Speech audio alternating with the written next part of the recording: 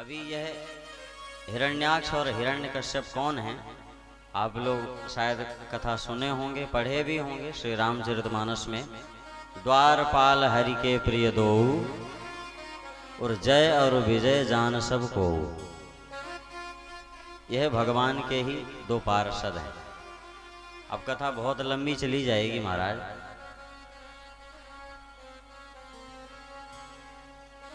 हर कथा के पीछे फिर से कोई न कोई कथा छिपी रहती है। संक्षेप में आप समझिए कि जब माता लक्ष्मी जी भगवान नारायण के साथ अपने भक्तों के यहाँ भ्रमण के लिए जाती हैं तो गरुड़ की सवारी रहती है। और जब माता लक्ष्मी स्पेशल अपने भक्तों से मिलने के लिए अकेले जब जाती हैं, मतलब 2 नंबर वाले जिनको कहा जाता है, उन भक्तों से जब माता लक्ष्मी स्पेशल मिलने के लिए जाती हैं तो रात्रि काल में जाती हैं और उस समय उनकी सवारी होती है उल्लू की। एक बार की बात है, माता लक्ष्मी जी अपने भक्तों के यहाँ भ्रमण करने गई, लौट करके आई, रात्रि काल का समय ज़्यादा हो गया था। तो यह सब भगवान की ही लीला है, भगवान की ही इच्छा संकल्प है। माता जी जब आई तो दोनों द्वारपाल जय और विजय, इन दोनों ने माता जी को रोक दिया दरवाजे पर। अभी आप अंदर नहीं जा सकती। माता जी ने विचार किया कि ये हमारे द्वारपाल, हम इनके मालिक, और ये हमें ही रोक रहे हैं। माता जी ने कहा, भाई पहचानते नहीं हो क्या? रात्रि काल के समय में कुछ समझ में नहीं आ रहा है क्या? अरे बोले हम पहचान रहे हैं, आप माता जी हैं। फिर बोले आप अभी नहीं जा सकती हैं। क्यों? बोले भगवान हमारे शयन कर रहे हैं, उनकी शयन में विक्षेप होगा, व्यवधान होगा। अब इन दोनों ने माता जी को अंदर जाने नहीं दिया। माता जी तो अब आग बबूली हो चुकी थी। माता जी बाहर जैसे तैसे सुबह 4 बजे तक का समय बिताई, और जैसे ही 4 बजे, अब भगवान जब सो रहे हों तब तो कुछ लेट लपेट हो, अब भगवान 4 बजे बाहर आए जम्हाई लेते हुए। अरे देवी आप बाहर खड़ी हैं, अंदर नहीं गई?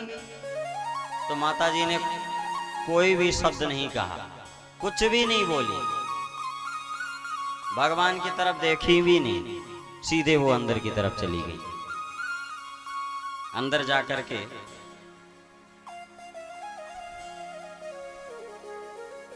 अब बताओ, आपके घर में ही आपको जाने से रोक दिया जाए, आपका वर्कर रोक दे, आपका नौकर रोक दे, आपका चौकीदार आपके ही घर में जाने से रोक दे, तो फिर भला बताओ कितना सहन कर पाओगे?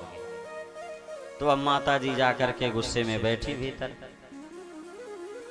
भगवान नारायण ने 2-4 बार पूछा, देवी बात क्या है यह तो बताओ। तो माता जी ने कहा कि सबसे पहले इन दोनों को यहां से हटाओ,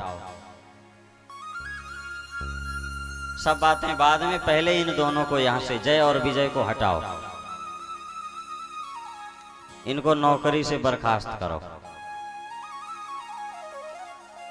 भगवान नारायण ने कहा, बात क्या हो गई ये बता दो। अरे बोले सबसे पहले इनको हटाओ, इनको भगाओ।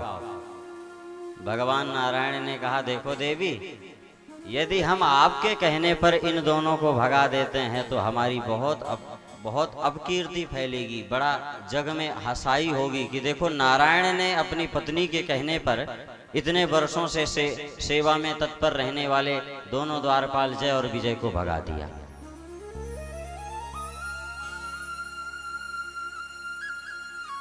देखो, यह जो आपकी इच्छा है, आपकी इस इच्छा को मैं अवश्य पूरा करूंगा, पर उसका भी देखो समय आने दो। और भगवान माता लक्ष्मी जी के साथ हुए व्यवहार को समझ गए। समय आने पर एक बार सनक, सनंदन, सनातन और सनत कुमार, ये चारों ऋषि तीनों लोकों में भ्रमण करते हुए भगवान के बैकुंठ धाम में पहुंचे। जिस प्रकार इन दोनों ने माता लक्ष्मी जी को रोक दिया था, उसी प्रकार इन दोनों ने सनक, सनंदन, सनातन और सनत कुमार चारों ऋषियों को भी रोक दिया। यह देखो चौपाई है ना, हर इच्छा भावी बलवाना। तो प्रभु जो चाह लेते हैं वही हो जाता है, उनको कुछ करने की जरूरत नहीं पड़ती। उनका मन में विचार करना मतलब कार्य सफल होना। इन दोनों ने चारों को रोक दिया, चारों ऋषियों मुनियों को रोक दिया। अब ये तो बड़े क्रोधित हो गए कि आज तक हमें भगवान के धाम में कोई अंदर प्रवेश करने से रोकने वाला नहीं हुआ, भगवान भी कभी हमें कुछ नहीं बोले, लेकिन तुम दोनों रोकते हो। तुम दोनों को बड़ा अहंकार है भगवान का द्वारपाल होने का, तो हम तुम्हें श्राप देते हैं कि तुम 3 जन्मों तक मृत्यु लोक में दैत्य बन करके रहोगे। अब देखो, अभी तक इतनी बात बहस हो रही थी, तब तक भगवान बाहर नहीं आए। और जैसे ही उन मुनियों ने इन दोनों को श्राप दिया, सोई भगवान बाहर दरवाजे पर आ गए। इससे हमें 2 बात समझनी चाहिए कि एक तो भगवान श्राप दिलवाना चाह रहे थे, माता लक्ष्मी जी की बात को पूरा करना चाह रहे थे, और एक दूसरी बात यह है कि भगवान कभी भी अपने भक्तों पर संकट नहीं आने देना चाहते हैं। भगवान के द्वारपाल हैं और जाने कितने वर्षों से, कितने जन्मों से भगवान के द्वारपाल बने हैं। तो अब आप अनुमान लगाओ कि क्या भगवान को इनसे प्रेम नहीं होगा, अपने द्वारपालों से प्रेम नहीं होगा।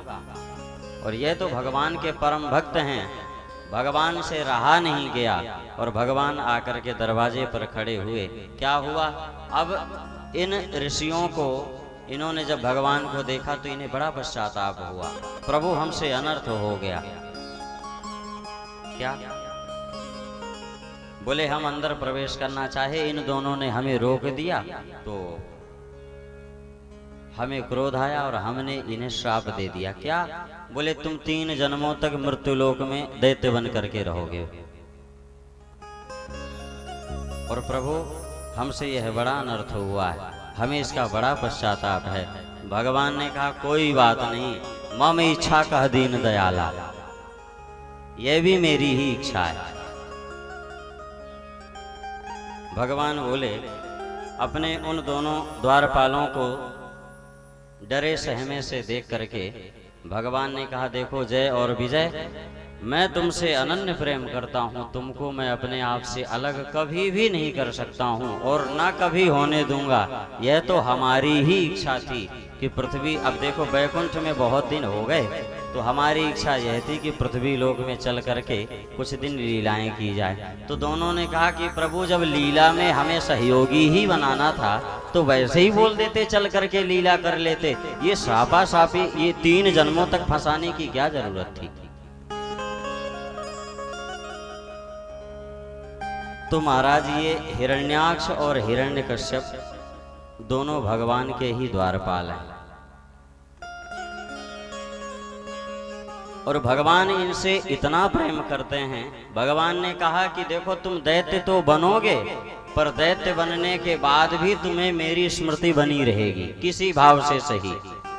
भाव कुभाव अनखाल सहु, नाम जपत मंगल दिशि दसहु, किसी भी भाव से सही तुम्हें मेरी स्मृति बनी रहेगी, तुम मेरा स्मरण करते रहोगे। तो आप देखें कि हिरण्याक्ष नाम के दैत्य को भगवान की स्मृति रही कि नहीं रही, और हिरण्याक्ष का भाई हिरण्यकश्यप, इसको भी अब स्मृति रहेगी कि नहीं रहेगी, ये आप अभी कथा में सुनेंगे।